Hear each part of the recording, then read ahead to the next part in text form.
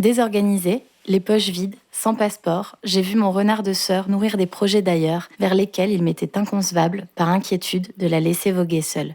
Je me suis greffée, moi et ma sagesse de hibou, au projet initial de traverser par la route l'Éthiopie, le Kenya et la Tanzanie. Ensemble, on a dispersé les doutes, plongé vers l'inconnu, vers ce continent dont nous ignorons tout des codes, des us, des coutumes, avec pour principaux bagages des milliers de questions et trop peu de réponses à y apporter. L'Éthiopie, terre d'Afrique, qui a le temps d'un mois repoussé mes limites, joué avec mes nerfs, défié le seuil de ma patience, et pourtant, petit pays qui d'une pierre trois coups m'a subjugué, réjoui et profondément touché. Je dirais que mon meilleur souvenir, ça s'est passé à Lalibela. C'est un petit village d'église troglodyte qui est situé un petit peu dans le nord du pays. Et on est arrivé là-bas et on marchait dans les rues. Et là, tout d'un coup, il y a une dizaine de petites filles avec des robes vertes et violettes qui sont arrivées, toutes en uniforme, et qui ont commencé à nous demander de dessiner des choses pour elles.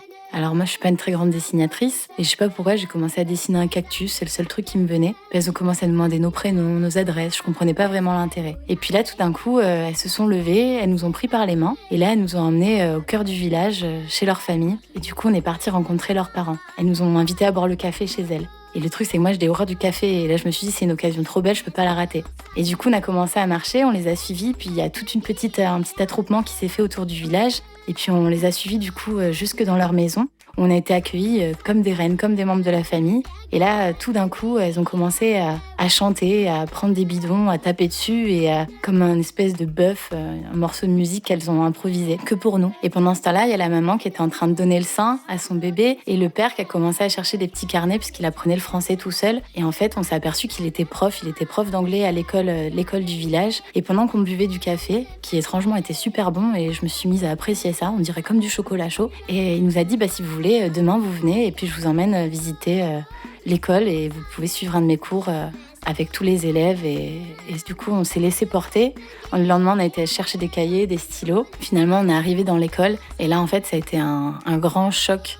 Un grand choc de voir que il y a presque 2200 élèves qui étaient dans cette petite école de tôle et de terre battue. Et en fait, les élèves devaient même apporter leur banc pour pouvoir suivre les cours. Dans certaines salles de classe, on s'est aussi aperçu qu'il y avait du braille sur les murs, alors qu'en fait, on se dit en France, il y a des écoles qui sont même pas adaptées pour les enfants qui sont aveugles ou qui souffrent de handicap.